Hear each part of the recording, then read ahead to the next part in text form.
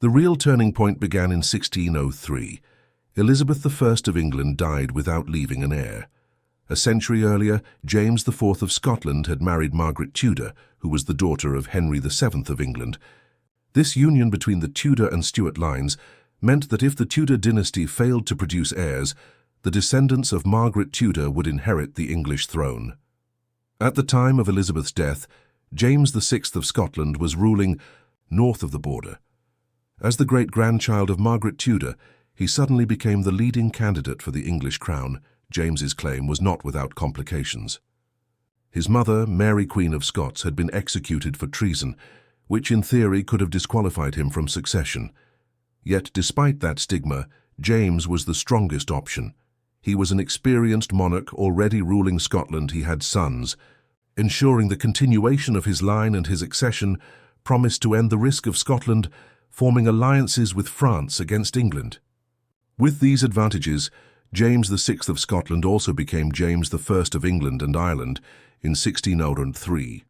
This personal union of the crowns may appear to be the foundation of Great Britain.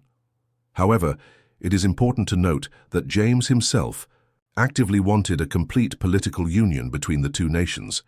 He left Scotland in 1603 for London and never truly returned apart from a single visit in 1617. From then on, he ruled Scotland from a distance through written correspondence and relied on the Scottish Privy Council and his commissioners to represent him. James even styled himself King of Great Britain long before the official Act of Union. To help govern the two kingdoms, he oversaw the creation of what would later become the Royal Mail to ensure swift communication between London and Edinburgh. In 1606, he even ordered the design of an early version of the Union Jack to symbolize this new relationship. But James's dream faced strong resistance. Neither the English nor the Scottish parliaments were eager to fully merge. For Scotland, there were fears of being swallowed by the larger and wealthier neighbour, while in England there was little enthusiasm for sharing privileges with a poorer partner. As years passed, James's hopes for a swift union faded. Some historians believe James governed Scotland reasonably well from afar, while others accuse him of neglecting his homeland. Regardless, what is clear is that his son Charles I would struggle even more to maintain harmony. Charles was far more English in upbringing and identity than his father. He left Scotland when he was only 3 years old and did not return until 1633, long after he had already been ruling as king. His reign quickly descended into chaos. Religious and political tensions boiled over across England, Scotland, and Ireland.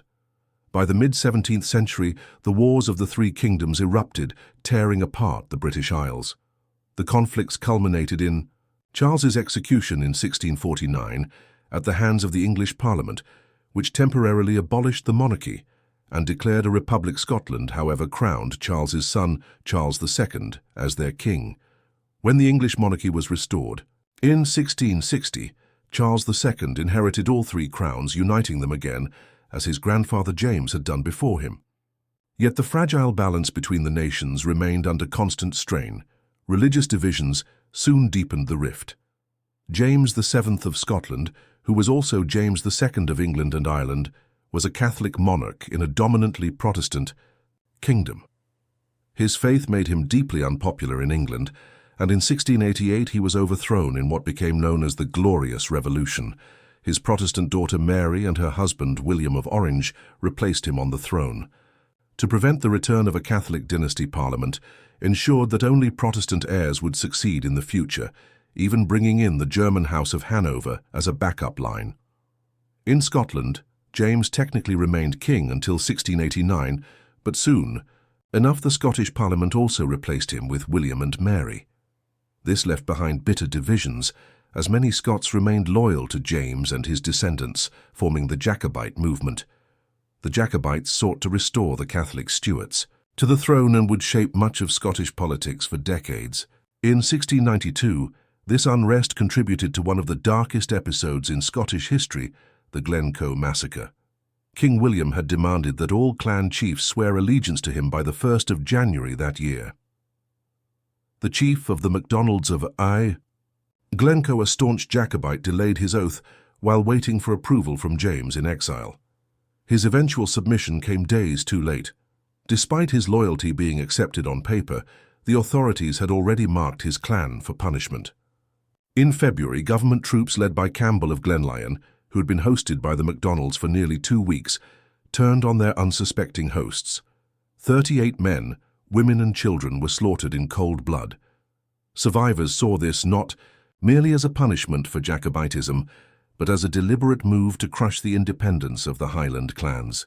The massacre stained the reputation of the monarchy and Parliament and fueled resentment for generations. As if political and religious turmoil was not enough, Scotland faced economic catastrophe as well. In the 1690s, the nation invested heavily in an ambitious colonial project in Panama known as the Darien Scheme. Hopes were high that Scotland could become a global trading power. Instead, the project collapsed disastrously, wiping out a massive portion of Scotland's wealth. Many Scots were left bankrupt, and the nation's confidence was shaken. Some suspected English interference in the failure, while others blamed poor planning. Either way, the disaster made Scotland more vulnerable and more willing to consider closer ties with England for financial security. Over the next decade, England applied pressure to bring about union, while Scotland pushed back, threatening at times to break even the personal union of the crowns. After years of bargaining and political manoeuvring, the Acts of Union were finally signed in 1707. On May 1st, Scotland and England officially became the Kingdom of Great Britain. The new union joined the two parliaments, created a single market, and gave Scotland access to English colonies and trade. For England, the union meant security against French alliances and a firmer grip over the British Isles. For Scotland, it meant economic relief, political stability, and some hope of influence. Within a larger empire, though many ordinary Scots felt betrayed, the union was not the end of conflict. Jacobite uprisings would continue well into the 18th century, culminating in the failed rebellion of 1745, led by Bonnie Prince Charlie. These uprisings were crushed, and with them, the traditional clan system of the Highlands was dismantled forever. The Crown imposed strict measures banning tartans, weapons, and many aspects of Highland culture to ensure no further rebellions could rise.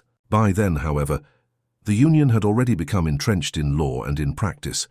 Looking back, it is clear that no single reason explains why Scotland and England united. Instead, it was a combination of dynastic happenstance, economic desperation, religious conflict, and political calculation. The personal union under James VI and I had planted the seed. The turmoil under Charles I and the civil wars nearly uprooted it. The Glorious Revolution and the rise of the Hanoverians reshaped it. The Darien disaster and English pressure sealed it. For Scotland, union offered survival at a heavy cost. For England, it offered security and dominance. For both, it created a state that would grow into one of the most powerful empires in history. Even today, more than 3 centuries later, the union remains contested. Debates about Scottish independence show that the questions asked in the 17th century are not fully resolved. Was the union a partnership of equals or an act of coercion? Was it beneficial or detrimental for Scotland? Has it stood the test of time, or is it destined to unravel? These questions continue to spark passionate arguments. What is certain is that the union was born not from unity or shared identity, but from necessity, compromise, and the struggles of survival in a turbulent age. History suggests that whatever the future holds, the relationship between Scotland and England will never be simple.